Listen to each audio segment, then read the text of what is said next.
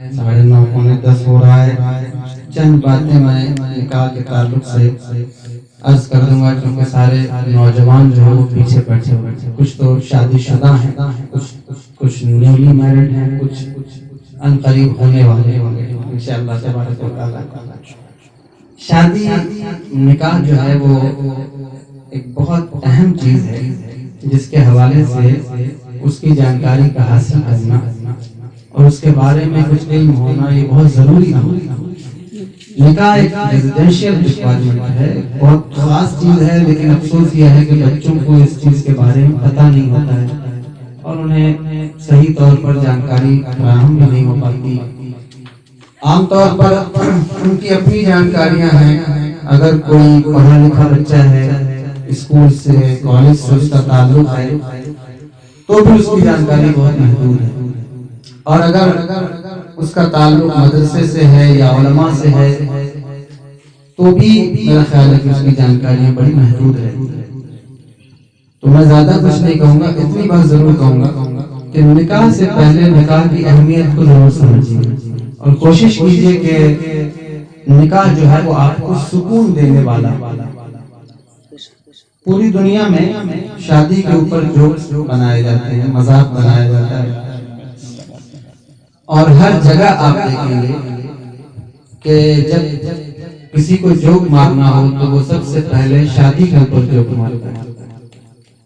اور اب تو کسی کی شادی فکس ہو تو اس کو شرمندگی بھی ہوتی ہے کہ لوگ مجھے بیوقوف سمجھ رہے ہوں گے کہ میری شادی ہو رہی. میں یہ بہت حقیقی بات کہہ رہا ہوں، ہو سکتا ہے آپ کو اختلاف ہو میری بات سے، لیکن یہ ایک حقیقی بات.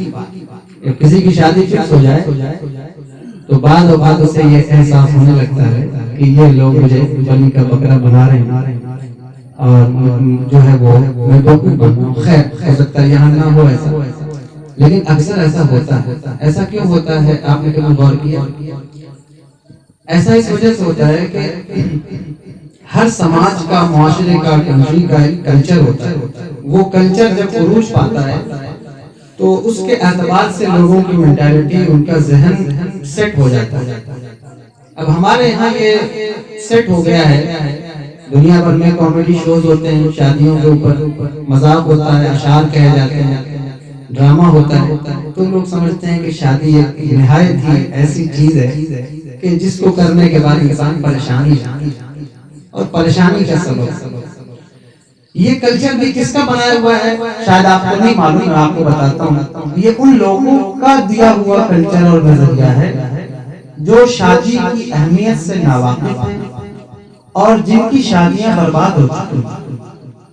آپ جائیے یورپ میں، امریکہ میں، اور میں یوں ہی بات نہیں کروں، میرے کئی رشتہ دار وہاں موجود ہیں، کئی بچے ہیں جو پڑھتے ہیں، میرے ساتھی ہیں، وہ بتاتے ہیں. اور ویسے بھی آپ دیکھ سکتے ہیں کہ امریکہ کے اندر، بلکہ کیلیفورنیا کے اندر 70% ایسے کرسچن ہیں جن کی شادیاں ہو کر بھی ٹوٹ گئی ہیں یا خطرے میں ہیں یا وہ لیونگ ریلیشن شپ میں، یعنی ساتھ میں وہ نہیں رہتے. بہت سارے رہتے بھی ہوں گے، لیکن ایسا ہے. کیوں ہے؟ کیونکہ ان کو شادی کا کانسیپٹ نہیں پتا کہ ساتھ میں کیسے رہنا، کیسے ایک دوسرے کو ایڈجسٹ کرنا ہے، کیسے ایک دوسرے کے ساتھ رحم دلی کے ساتھ رہنا ہے، کیسے ان کے ساتھ ہمیں سرو کرنا ہے، پتہ ہی نہیں ہے. تو ظاہر سی بات ہے کہ پھر وہاں طلاقیں ہوتی ہیں، دنیا بھر کی چیزیں ہوتی ہیں. اور یہ میرا خود کا تجربہ نہیں ہے، یہ تو رپورٹ ہے، ایک عالمی رپورٹ ہے کہ دنیا میں سب سے زیادہ طلاق ویسٹ میں ہوتی ہے، سب سے زیادہ ویسٹرن کنٹریز میں طلاقیں ہوتی ہیں. تو ان کے یہاں شادی ایک مزاح، ایک برا عمل بن گیا. اس وجہ سے لوگ اس کا حل تلاش لیں گے. کیا حل ہو سکتا ہے؟ کوئی کہتا ہے چلو شادی نہیں کرو، بنا شادی کے ہی ساتھ میں رہا جائے، شاید یہ صحیح رہے گا. کوئی سوچتا ہے نہیں ایسا نہیں ہو سکتا، شادی تو کر لیتے ہیں لیکن رہتے الگ الگ ہیں، تو شاید یہ اس کا حل ہے. تو اس لیے میں نے یہ بات کی کہ جو نوجوان ہیں اور جن کا تعلق تعلیم سے ہے وہ ضرور شادی کے وشے پر غور کریں. ضروری نہیں ہے کہ میری ہی تقریر سنیں، آپ بہت سارے لوگ ہیں جو شادی کے حوالے سے یوٹیوب پر، سوشل میڈیا پر ایکٹیو رہتے ہیں، آپ کو بتاتے ہیں، آپ ان کی بات ضرور سنیے. اور اس بات کو ہمیشہ یاد رکھیے کہ دنیا کے پاس کوئی حل نہیں ہے سوائے مصطفیٰ جان رحمت سرور دو عالم صلی اللہ تعالی علیہ وسلم کی تعلیمات. حضور نے جو تعلیمات دی ہیں شادی کے حوالے سے وہ بہت خاص اور بہت اہم. ہمارے یہاں گاؤں میں کلچر یہ ہے کہ اگر بیوی کا چھوڑا ہوا پانی شوہر پی لے تو اور خدا نہ خواستہ کوئی اگل بغل والا دیکھ لے تو اس کی بڑی رسوائی ہوتی ہے. کیسا آدمی ہے بیوی کا جھوٹا پانی پیتا ہے. یا اگر اب تو خیر بہت اپڈیٹ ہو گیا تو سر, لیکن پچھلے زمانے کی اگر بات کی جائے تو اگر کوئی اپنی بیوی کو سلام کرے تو پورے محلے میں اس کا چرچا ہوتا ہے کہ صاحب یہ تو اپنی بیوی کو سلام کرتا ہے, یعنی اس کی کوئی عزت نہیں. تو بیویوں کے ساتھ جو پیار اور محبت ہونا چاہیے وہ آپ کو حضور سے سیکھنا ہوگا اور وہیں سے آپ کو لینا ہوگا کہ ہم کیسے ان کے ساتھ ٹریٹ کریں. ایک بچے کی 4 گرل فرینڈ, میں بہت اوپنلی بات کرتا ہوں, یہ سب علماء بیٹھے ہیں, مجھے خیال ہے ان کے ادب کا, لیکن میں آپ کو سمجھانے کے لیے بات کر رہا ہوں. اس کی 4 گرل فرینڈ, تو وہ چاروں کے لیے گفٹ لاتا ہے, تحفے لاتا ہے, رات بھر فون پر ان سے بات کرتا ہے, ان سے ملنے جاتا ہے, جانے کیا کچھ کرتا ہے. یہ سب کچھ حرام جائز نہیں, لیکن وہ کرتا ہے. لیکن بیوی کے لیے وہ کبھی اس بات کا خیال نہیں کرتا کہ مجھے بیوی کو بھی خوش کرنا ہے. یعنی جتنا محتاج وہ اپنی گرل فرینڈ کے لیے ہے, اور یہ بات میں دیوسر میں کر رہا ہوں, ہو سکتا ہے لوگوں کو آکورڈ لگے کہ یہ کیا گرل فرینڈ کی بات کی, لیکن جب باہر خطاب ہوتے ہیں تو ظاہر سی بات ہے کہ جو کلچر ہے اس کے اوپر بات کی جائے گی. تو یہ ایک عام کلچر بن گیا ہے بچوں کا کہ وہ ایسی حرکتیں کر رہے ہیں, تو اس کا خیال ان کو ہے, لیکن بیوی کا خیال. تو آپ بیوی کی طرف اپنی توجہ کو رکھیے اور یہ جانیے کہ اللہ تبارک و تعالیٰ نے قرآن مجید میں ارشاد فرمایا کہ ہم نے اسے اسی جان سے پیدا فرمایا ہے اور یہ ٹیڑھی پسلی کی پیداوار ہے. آپ اس کو چاہیں کہ میں کھینچ کے بالکل سیدھا کر دوں, آپ سیدھا نہیں کر سکتے, وہ ٹوٹ جائے.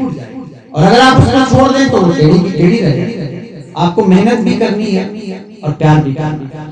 اور یہ بہت خاص بات ہے آپ سے, دنیا میں سب سے پہلا رشتہ بلا شبہ انہوں نے بتایا نا, ماں باپ کی خدمت بہت ضروری ہے. میں بھی مانتا ہوں ماں باپ کی خدمت سب سے زیادہ ضروری ہے, اور ماں باپ کا رشتہ بہت اہم ہے, بہت خاص ہے اور بہت اس کی ویلیو ہے. لیکن یاد رکھیے دنیا کا پہلا رشتہ ماں باپ کا رشتہ نہیں. دنیا کا پہلا رشتہ میاں اور بیوی کا رشتہ ہے. پہلا رشتہ جو انسانوں میں قائم ہوا وہ شوہر اور بیوی کا, جنت کے اندر. تو یہ رشتہ بہت امپورٹنٹ ہے, اس کی امپورٹنس بہت ہے, بہت خاص ہے. آپ سن رہے میری بات, میں نہیں سمجھ رہے ہیں.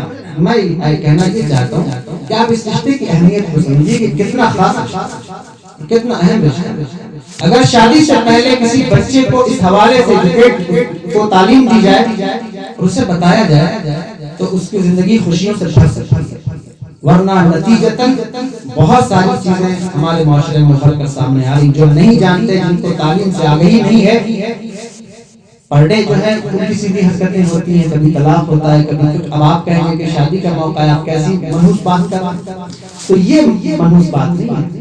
نحوست کسی چیز کو ڈسکس کرنا یہ نحوست نہیں. نحوست تو ہمارے اعمال ہیں جو ہم کرتے ہیں, جو ہم خراب کام کرتے ہیں, وہ اصل میں نحوست ہے. تو آپ اس بات کو ضرور پڑھیے گا. ابھی وقت نہیں میرے پاس کہ شادی کے بعد بیویوں کے ساتھ کیسا رویہ انسان کا ہونا چاہیے, کس طرح کا رویہ. یہ کیا کہ صاحب ہم ساتھ میں لے کر کے چلنا پسند نہیں کرتے, کہیں ہمیں ہماری بے عزتی نہ ہو جائے. ہم اس کو سلام کرنا نہیں پسند کرتے, ہم اس کا جھوٹا پانی نہیں پینا چاہتے. تو یہ نہیں ہے. میرے آقا صلی اللہ علیہ وسلم صحابہ کی مجلس میں بیٹھے تھے. صحابہ, حضور کے صحابہ تشریف فرما تھے. کسی نے حضور سے پوچھا, یا رسول اللہ آپ سب سے زیادہ پیار کس سے فرماتے ہیں, سب سے زیادہ کس سے محبت کرتے ہیں؟ اب ظاہر بات ہے کہ صحابہ بیٹھے ہوئے, حضور نے فرمایا عائشہ. عائشہ کون ہے؟ اما عائشہ صدیقہ رضی اللہ تعالیٰ عنہ, حضور کی بھائی. فرمانے لگے میں عائشہ سے سب سے زیادہ پیار کرتا ہوں. اب آج کے دور میں آپ کیا اس بات کا اعلان کر سکتے ہیں کہیں کھڑے ہو کر کے میں اپنی وائف سے سب سے زیادہ پیار کرتا ہوں؟ تو آپ جو اویئرنیس کی بات کر رہے ہیں, جو ایڈوانس کلچر کی بات کر رہے ہیں, آپ بہت پیچھے کھڑے ہیں. میرے حضور تو بہت آگے کھڑے ہیں. حضور نے آگے کھڑے ہو کر کہا میں سب سے زیادہ اپنی بیوی سے پیار کرتا ہوں. اس میں شرم کی کیا بات ہے؟ بیوی سے پیار کرنے میں شرم کی کیا بات ہے؟ تو بعض اوقات ایسا ہوتا ہے کہ ہم جہاں شرم کر رہے ہوتے ہیں وہ شرم کی جگہ نہیں ہوتی, اور جہاں ہم شرم نہیں کر رہے ہوتے وہ شرم کی جگہ ہوتی ہے. وہاں شرمانا چاہیے انسان. شرم اس بات پر ہونی چاہیے کہ ہم بچی والوں سے جہیز وصول کر رہے ہیں, شرم اس بات پر ہونی چاہیے کہ ہم 500 برہتی لے کر کے کسی کے گھر پہ حملہ آور ہو رہے ہیں، تو یہ ایکچولی شرم کی جگہ ہے، یہ شرم کی جگہ نہیں ہے کہ ہم بیوی سے پیار یا اس کا جوتا پانی پئیں۔ حضور نے فرمایا میں عائشہ سے پیار کرتا ہوں، صحابہ مسکرا دیے، کہنے لگے یا رسول اللہ ہمارا وہ مطلب نہیں تھا انٹینشن ہمارا، ہم تو یہ پوچھ رہے ہیں کہ آپ مردوں میں سب سے زیادہ کس سے پیار کرتے ہیں؟ تو حضور نے پھر جملے کو بدلا اور پھر فرمایا کہ عائشہ کے پاس۔ تو آپ سمجھ رہے ہیں اس بات کو کہ کتنی امپورٹنس ہے بھائی، بیوی آپ کی زندگی میں بہت خاص اور بہت ہے، ہمیشہ اس کو خوش رکھنے کی کوشش کیجیے۔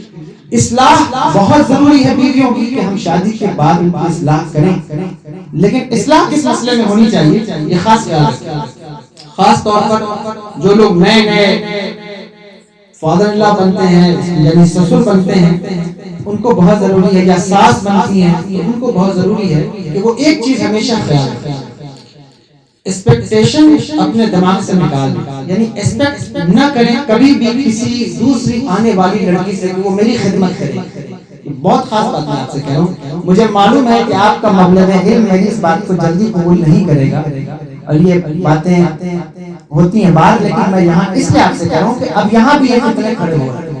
وہ زمانہ گزر گیا جس زمانے میں عورت کی ویلیو نہیں سمجھی جاتی تھی اور ان کے رائٹس ان کو پتہ نہیں تھے یا اویئرنیس نہیں تھی، تو وہ ساری چیزیں تھی، لیکن ایکچولی اسلام نے ان کو اویئر کیا ہے اور ان کو بتایا ہے کہ نہیں، تمہاری شادی اس میں ہوئی نہیں رہی ہے کہ تمہیں سسرال میں کھانا بنانا ہے یا تمہیں خدمت کرنی ہے، بلا شبہ اچھی لڑکی ہوگی تو کھانا بنائے گی، خدمت کرے گی، لیکن آپ ایکسپیکٹ مت کیجئے کہ ہم بہو لائیں گے تو وہ میری خدمت کرے گی، اس لیے مت کیجئے کہ وہ اس کی ڈیوٹی نہیں ہے، ایز اے بہو اس کی ڈیوٹی نہیں۔ شادی اس لیے اس نے کی ہے، آپ نے کی ہے تاکہ آپ کے بچے کا دین بچ سکے، آپ کے بچوں کی نظر جو ہے وہ غلط راستوں پر جانے سے بچ سکے، اس کے شرمگاہ کی حفاظت ہو سکے، اس کے دین کی حفاظت ہو سکے، اصل مقصد یہ ہے۔ اور دوسرا مقصد اس کے بعد ہے کہ آپ کی نسل آگے بڑھے، اس لیے نہیں ہے کہ وہ آپ کے گھر کا کام کرے، اور اگر وہ اچھی ہے تو وہ کام کرے گی، میں اس پر کوئی بات نہیں، لیکن یہ ضرور میں کہوں گا کہ ایکسپیکٹیشن ہی ٹینشن کا باعث بنتی ہے، جتنا زیادہ آپ ایکسپیکٹ کریں گے اتنا زیادہ آپ کو ٹینشن ہے۔ اس لیے اسلام کی بات میں حضور نے کیا فرمایا؟ حضور نے فرمایا جب بچوں کی شادی کرو ان کا گھر الگ کرو۔ اب آپ کہیں گے یہ لوگ حضرت تو ابھی سے گھر الگ کرنے کی بات کر رہے ہیں، تو عارف بہت اچھا لڑکا ہے، ہم لوگوں کے سینئر ہیں بچے کو، میں یہ نہیں کہہ رہا ہوں کہ وہ الگ کر لیں، میں یہ آپ کو اسلام کا کانسیپٹ بتا رہا ہوں کہ یہ کیوں ہے۔ یہ نہیں ہے کہ جوائنٹ فیملی کا جو کانسیپٹ انڈیا میں ہے وہ ہمارے یہاں اسلام میں نہیں ہے۔ جوائنٹ فیملی ہے، آپ کو ساتھ میں رہنا ہے، لیکن ہر انسان کی اپنی اپنی ذمہ داری، جب تک اسے اپنی ذمہ داری کا احساس نہیں ہوگا وہ اپنی لائف میں سٹیبل نہیں ہو سکتا، آگے نہیں کوشش نہیں کر سکتا۔ تو اس کا مطلب مطلب یہ نہیں ہے کہ آپ فوراً شادی کریں اور بچوں کو الگ کر دیں، میں یہ نہیں کہنا چاہتا، لیکن اتنا ضرور کہنا چاہتا ہوں اس بات کا خیال رکھا جائے شادی میں کہ کبھی بھی ایک سلطنت میں دو بادشاہ یا دو ملکہ نہ بنائیں، اس سے بہت پرابلم کریٹ ہوتی ہے، بہت زیادہ۔ مثال کے طور پر آپ کی وائف پہلے سے ایک سلطنت کی بادشاہ ہے، ملکہ، وہ ملکہ ہے آپ کے گھر کی، پورے خاندان کی، آپ کی جو وائف ہے، بچے کی جو ماں ہے، وہ ظاہر بات ہے کہ ملکہ ہے آپ کے گھر کی۔ اب وہ ایک ملکہ ہے، تنہا اس کا راج ہے پوری سلطنت پر، تنہا راج کرتی ہے۔ آپ صاحب ایک اور ملکہ لے آئے، کہنے لگے اب آج سے یہ دو ملکائیں لگیں، تو ظاہر بات ہے کہ پھر اس میں ٹینشن ہوگا اور وہ دونوں آپس میں ان کی جتنی پٹنی چاہیے، جتنا خلوص ہونا چاہیے وہ پیدا نہیں۔ تو آپ کوشش کیجئے کہ جب دو ملکائیں موجود ہو رہی ہیں تو دو راج بھی الگ الگ پیدا ہو جائے، تاکہ وہ جو اندرونی وار ہے وہ ختم ہو سکے۔ اگر آپ میری بات سے سہمت نہ ہو تو مجھے معاف کیجیے گا، لیکن میں جو بات کہہ رہا ہوں وہ اپنے من سے نہیں کہہ رہا ہوں، یہ اسلامک لا ہے اور اسلامک طریقہ ہے جو مجھے کہہ رہا ہوں۔ اور اگر کسی کو اعتبار ہو، وشواس ہو اور کسی کے بچی کی تربیت اسلام کے سانچے میں ہوئی ہو تو پھر اسے ان چیزوں کی ضرورت نہیں ہے، بلا شبہ اس کی ضرورت ہے، وہ ایڈجسٹ کر سکتی ہے۔ اگر اس کے دل میں صبر ہو، شکر ہو تو پھر وہ انسانی چیزیں کرے اور کوشش کرے۔ لیکن میں نے یہ بات جو کہی ہے وہ بوڑھوں اور بزرگوں کے فائدے کے لیے کی کہ آپ ایکسپیکٹیشن چھوڑ دیجئے، ورنہ بڑی تکلیفیں، ہزاروں لوگ مجھ سے روز ملتے ہیں، ہزاروں تو نہیں لیکن سینکڑوں کہہ سکتا ہوں، فون آتے ہیں، کالز آتے ہیں کہ ایسی بات ہے، ایسا مسئلہ ہے، تو اس کا حل اسلام میں پہلے عطا فرمایا ہے۔ کہ جب بھی آپ کسی سے شادی کریں تو آپ اپنے نظریات فکس کر لیں کہ میں شادی کس بیسس پہ کر رہا ہوں. کیا میں کام کی بنیاد پر شادی کر رہا ہوں, ماں باپ کی خدمت کی بنیاد پہ کر رہا ہوں, یا اپنا دین بچانے کے لیے کر رہا ہوں, اپنی نسل چلانے کے لیے کر رہا ہوں, کیا ریزنز ہیں میری شادی, کس لیے میں شادی کر رہا ہوں. تو آپ کو دیکھنا ہوگا کہ ہاں میں اپنا دین بچانے کے لیے کر رہا ہوں, اپنی نسل چلانے کے لیے کر رہا ہوں, اور ماں باپ کی سہولت کے لیے کر رہا ہوں. تو پھر لڑکی کا انتخاب بھی اسی نظریے سے کہ جو میرے ماں باپ کی خدمت کر سکے. اور اگر آپ نے یہ انتخاب نہیں کیا ہے تو پھر وہ ایکسپیکٹیشن نہیں کرنی چاہیے. اور اپنی وائف سے اتنا پیار کریں, اتنی محبت کریں کہ کبھی وہ شکوہ کرنے کا موقع نہ. حضور صلی اللہ علیہ وسلم جس قدر پیار فرماتے تھے اپنی اہلیہ حضرت تمام ازواج سے, بلکہ بالخصوص حضرت اما عائشہ صدیقہ رضی اللہ تعالیٰ عنہا. حضور تشریف لائے ایک مرتبہ تو حضور نے دیکھا کہ حضرت عائشہ صدیقہ رضی اللہ تعالیٰ عنہ کٹورے سے پانی پی رہی. تو آپ نے کہا عائشہ مجھے بھی پانی دو. حضرت عائشہ صدیقہ رضی اللہ تعالیٰ عنہ کا ظاہر بات ہے مینر تھا, انہوں نے پانی پھینکا, چاہتی تھی کہ پانی پھینک دوں اور کٹورا دھل کے حضور کو پانی دوں. حضور نے فرمایا نہیں, جو پانی بچا ہوا اسی میں مجھے پانی دے. تو حضرت عائشہ نے اسی کٹورے میں حضور کو پانی دیا. حضور نے پوچھا عائشہ اب آگے جو بات ہے وہ بہت خاص ہے. پوچھنے لگے عائشہ یہ بتاؤ تم نے اپنے لب کہاں لگائے تھے, جہاں تم نے لب لگائے تھے وہ وہاں سے پانی. تو یہ انداز معاشرت جو ہمارے اندر پیدا ہوگا تو ظاہر بات ہے کہ پھر ہمارا کلچر, ہمارا گھر پرسکون اور اچھا ہوگا. میرے آقا سرورت عالم صلی اللہ تعالی علیہ وسلم کے بارے میں حضرت عائشہ صدیقہ رضی اللہ تعالیٰ عنہ کہتی ہے کہ میں جب گوشت کھا کے ہڈی کو رکھ دیتی تو حضور ان ہڈیوں کو اٹھا کر چوستے اور کہتے عائشہ تمہیں تو صحیح سے گوشت نکالنا بھی نہیں آتا. تو جب یہ انداز ہمارا ہوگا تو ظاہر بات ہے کہ محبت تو پھر قائم ہوگی. ہم ساتھ میں بیٹھ کر کھانا کھانے کے روادار نہیں. ابھی تک تو کلچر یہ تھا کہ اگر ساتھ میں بیٹھی ہے, لڑکا بیٹھا ہے لیکن بہو ساتھ میں بیٹھ کر کھانا نہیں کھا سکتی. یہ حقیقی چیز ہے معاشرے کی جس کو ہمیں سمجھنا ہوگا, غور کرنا ہوگا. اور ہو سکتا ہے کہ آپ کو کئی بات سے اختلاف ہو, آپ کے نظریے کے اعتبار سے شاید میں کوئی ایڈوانس بات بتا رہا ہوں, لیکن یاد رکھیے گا آپ کا اپنا ذہنی ضابطہ جتنا کام کر سکتا ہے اتنا آپ استعمال کر لیجئے اور پھر آپ گھوم کر اسی نقطے پر پہنچیں گے کہ اگر کسی چیز میں کامیابی ہے, سکون ہے اور واقعی کسی چیز میں ہمیں خوشی ملے گی تو وہ حضور کے نظریے اور حضور کے ضابطے ہیں.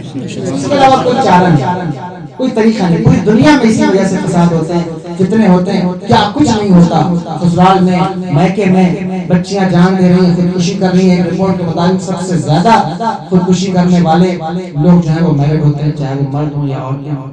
تو ایسا کیوں ہوتا ہے؟ صحیح تعلیم نہ ہونے کی وجہ سے. اگر آپ کو صحیح تعلیم ہے اور آپ کو معلوم ہے تو ظاہر بات ہے کہ آپ اپنے ایکسپیکٹیشن کو محدود کر دیں گے اور ایک لمٹس آپ رکھیں گے کہ نہیں یہ جو بچی آئی ہے یہ ہمارے اس کام کے لیے نہیں آئی, یہ تو میرے بچے کا دین بچانے آئی ہے, یہ تو میری نسل آگے بڑھانے آئی ہے, اس لیے ہم اس کو لے کر آئے. تو پھر ضرور اس کا فائدہ آپ کو ملے گا. دوسری بات کہ اپنی بچیوں کو ضرور یہ تربیت دیں کہ وہ جس گھر میں جائیں اس گھر کے ماں باپ کی خدمت ضرور کریں, کیونکہ شوہر کے ماں باپ ظاہر بات ہے کہ بیوی کے بھی ماں باپ ہوتے ہیں. تو آپ دوسرے کی بچی کو تعلیم دینے کی بجائے اپنی بچی کو تعلیم دیں تو ظاہر بات ہے معاشرہ اچھا بن سکے گا. اب وہ جو پہلی بات میں نے کی تھی اس بات کا حل نہ کہ آپ وہ جو دوسری بچی آئی ہے اس کو آپ تعلیم دیں, اس سے بہتر ہے کہ آپ اپنی بچی کو تعلیم دیں اور وہ اپنی بچی کو تعلیم دیں. تو پھر یہ بات صحیح ہوگی کہ پھر آپ کی بچی جہاں جائے گی وہ وہاں سکون پہنچائے گی اور آپ کے یہاں جو بچی آئے گی وہ آپ کو سکون پہنچائے گی. اتنی جلدی کوئی معاشرہ نہیں بدل سکتا اور مجھے معلوم ہے کہ اتنا جلدی چیزیں ختم نہیں ہو سکتی. یہ بہت خاص باتیں ہیں لیکن دھیرے دھیرے یہ چیزیں آپ کے سامنے آئیں اور آ رہی ہیں, آئیں گی. جیسے جیسے آپ ایڈوانس ہوتے جائیں گے, جیسے جیسے آپ کا لیونگ اسٹائل, آپ کا چلنے پھرنے کا, پہننے اوڑھنے کا طریقہ بدلتا جائے گا, آپ کے یہاں کے کلچر میں بدلاؤ پیدا ہوتا جائے گا اور ہو رہا ہے, ہوتا جا رہا ہے. تو آپ کو اس کے ساتھ ساتھ بدلنے کی ضرورت ہے. خاص طور پر شوہر کو ایز اے شوہر اس کو بدلنے کی ضرورت ہے, ایز اے سسر ایک سسر کو بدلنے کی ضرورت ہے, ایز اے ساس ایک ساس کو بدلنے کی ضرورت ہے. ہر انسان کو اپڈیٹ چاہیے اور اگر وہ اپڈیٹ نہیں لیتا تو وہ ہینگ کر جاتا ہے. آپ کا موبائل ہے, ہفتے میں ایک بار واٹس ایپ بھی اپڈیٹ مانگتا ہے کہ آپ اس کو اپڈیٹ کیجئے مہینے میں. آپ نہیں اپڈیٹ کرتے تو پھر وہ آپ کو کام نہیں کرے گا. تو آپ یہ سوچیں کہ آپ ایک زمانے سے اگر اسی طرز پر چلے آ رہے ہیں تو کیا آپ کو اپڈیٹ کی ضرورت نہیں ہے؟ کیا ہمارے معاشرے کو اپڈیٹ کی ضرورت نہیں ہے؟ شادی کے مسئلے میں خاص طور پر ان چیزوں کا خیال رکھیں. اور میں نے کوئی خلاف شرع جو بات کی ہے شریعت کے دائرے میں, تو اس لیے آپ اس کو قبول کریے کہ ہم اس طرح سے اپنے معاشرے کو بنائیں گے اور کوشش کریں گے کہ ہمارا گھر پرسکون ہو، امن و امان کا ماحول ہو، اور اللہ تبارک و تعالی ہم سب پر کرم فرمائے، رحم فرمائے کہ ہماری شادیاں بہتر سے بہتر ہو سکیں۔ اب میں چند بات وہ آیت جو میں نے پڑھی، یا ایھا الناس اتقوا، اللہ فرماتا ہے یہ جو خطبہ ہوتا ہے نکاح میں، خطبے کی اہمیت بہت ہے۔ اکثر میں کہتا ہوں کہ خطبہ جو لوگ نکاح میں دیتے ہیں کوشش کرنی چاہیے کہ اگر اس کا ترجمہ بھی ساتھ میں بتائیں تو بہت بہتر، بہت اچھا، کیونکہ لوگ سمجھتے نہیں کہ خطبہ دیا کیا جا رہا ہے۔ شادی کا موقع ہے اور شادی کے موقع پر جب خطیب کھڑا ہوتا ہے خطبہ دینے تو سامنے ایک بھی باراتی نہیں ہوتا، وہاں کتے لوٹ رہے ہوتے ہیں اور باراتی سب کھانا کھا کے واپس جا چکے ہوتے ہیں۔ تو ایسا ہوتا کیوں ہے؟ ہماری خرابی کی وجہ سے۔ کیا خرابیاں ہیں؟ کہ وہی میں نے ابھی ایک دن یہاں تقریر ہو رہی تھی کہ میں نے بتائی تھی چند باتیں کہ دیکھیے جو ڈال ہوتی ہے، آپ ڈال بہت لیٹ لے کر کے جاتے ہیں۔ اب جب بچہ پہنچ گیا تو بچی تیار ہونے کے لیے بیٹھی، پھر آپ ایک ساتھ جائیں گے ڈال دیں گے تو پھر وہ پہنے گی تب وہ تیار ہوگی۔ اب مولانا صاحب، آپ شعبان صاحب، وہاں فیروز صاحب، وہاں ابو ظفر صاحب بیٹھے ہیں 2 بجے رات تک کہ بھائی وہ تیار ہو جائے تب تو نکاح پڑھوں گا۔ تو آپ اس کو پہلے کوشش کیجئے کہ پہلے بھیج دیں، اور جیسے ہی بارات پہنچتی ہے سب سے پہلی چیز نکاح ہونی چاہیے۔ بارات پہنچی تو سب سے پہلی چیز آپ نکاح کریں، سارے لوگوں کی موجودگی میں نکاح، اور نکاح کے خطبے کو توجہ سے سنیے۔ وہ کیا کہہ رہا ہے؟ نکاح کا خطبہ ہے، خطیب کہہ رہا ہے یا ایھا الناس، اے لوگوں اتقوا، اللہ سے ڈرو، اور سامنے 2-4 بچے کھڑے ہو کر کے شراب پی رہے ہیں، ڈانس کر رہے ہیں، تو پھر ایک چیز کرا لو، یا تو خطبہ پڑھا لو یا ڈانس کرا لو، ایک ہی چیز کرا لو۔ دونوں چیزیں کیوں کر رہے ہیں؟ یہ ایک طرح کا نفاق ہے۔ آپ میری بات سے برا مت مانیے گا، میں صرف اتنی بات کہہ رہا ہوں کہ آپ ایک چیز کریے، یا تو آپ اللہ کی نافرمانی کر رہے ہیں تو پھر اللہ کا فرمان کیوں پڑھوا رہے ہیں؟ آپ منع کر دیجئے کہ آپ خطبہ مت پڑھیے نکاح میں، کیونکہ خطبہ پڑھا اس لیے جاتا ہے تاکہ اس کو سنا جائے، اس سے ڈرا جائے۔ خطیب کہہ رہا ہے یا ایھا الناس، اے لوگوں اتقوا، اللہ سے ڈرو، اور سامنے آپ کے بچے کھڑے ہو کے مذاق اڑا رہے ہیں اللہ کے فرمان کا۔ اس سے بڑی بے حیائی اور کیا ہو سکتی ہے؟ اس سے بڑی خرافات اور کیا ہو سکتی ہے؟ اور میری بات کو برا مت مانیے گا، یہ تو کلچر بن گیا ہے ناچ کر دیجیے گا۔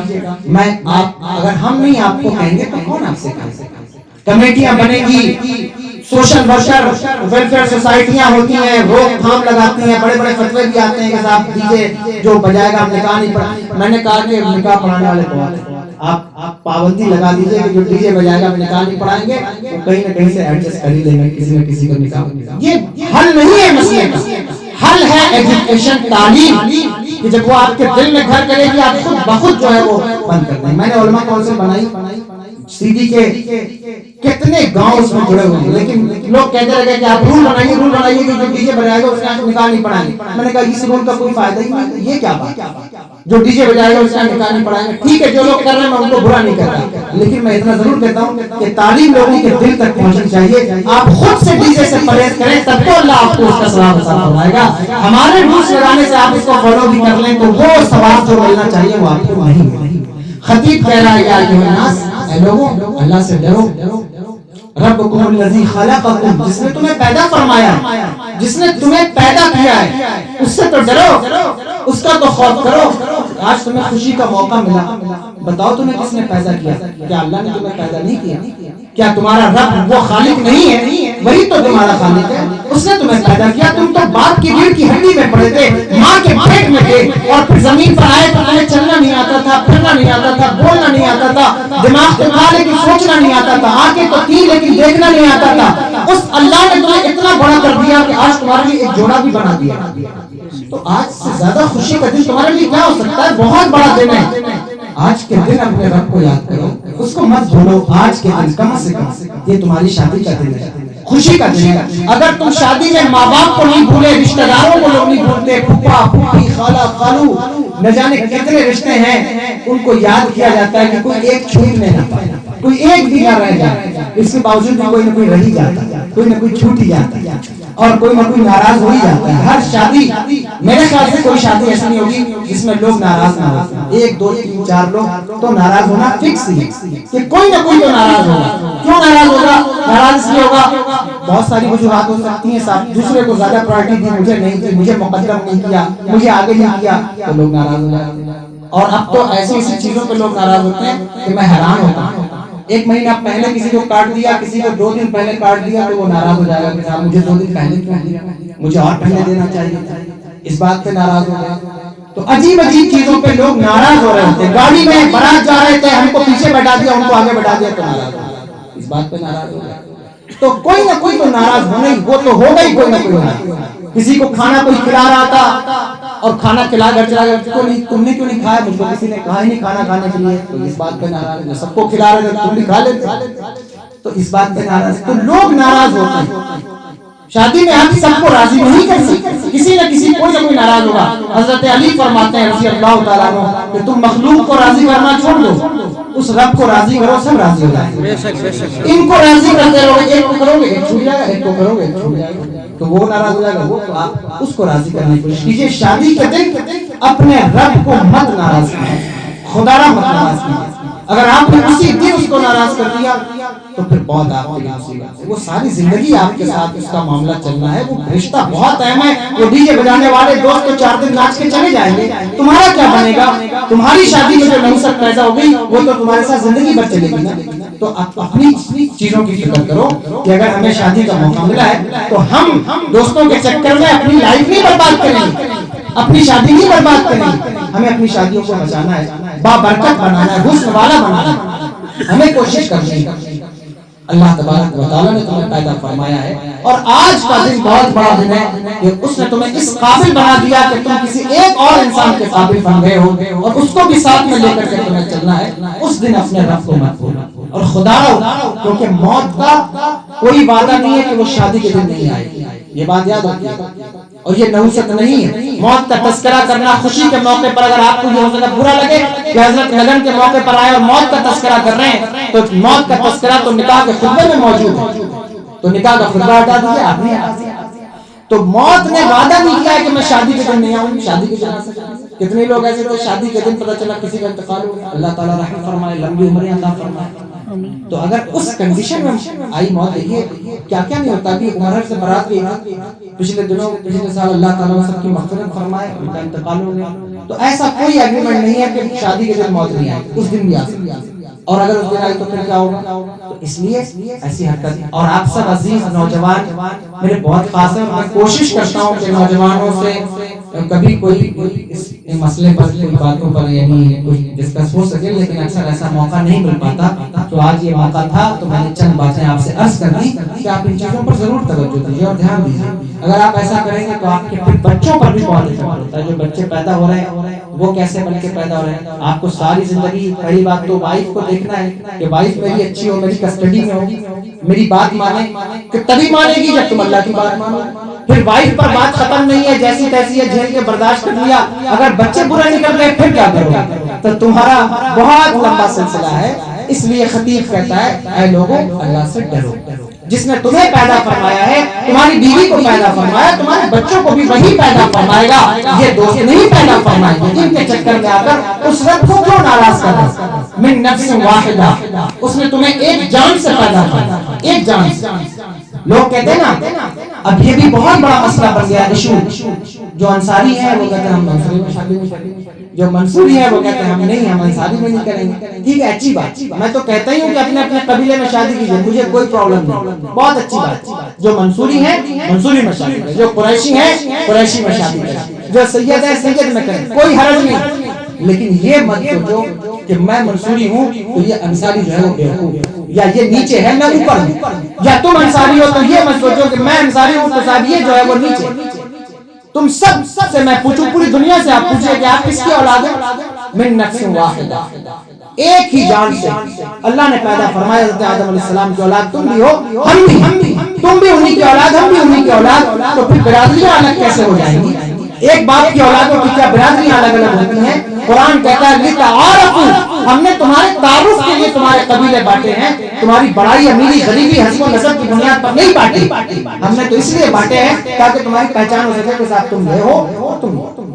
تو اس لیے ان چیزوں کے کلچر کو بھی ختم کرنے کی ضرورت ہے. میں نہیں کہتا کہ پورے طور پر آپ ختم کریے, لیکن یہ بہت حساس مسئلہ ہے. کتنی شادیاں ایسی ہیں جو اچھے بچے ہیں ساتھ میں, یعنی بچے پڑھ رہے تھے, بچے نے دیکھ لیا بچی کو, اور بچی جو ہے وہ کسی دوسری برادری سے اس کا تعلق ہے.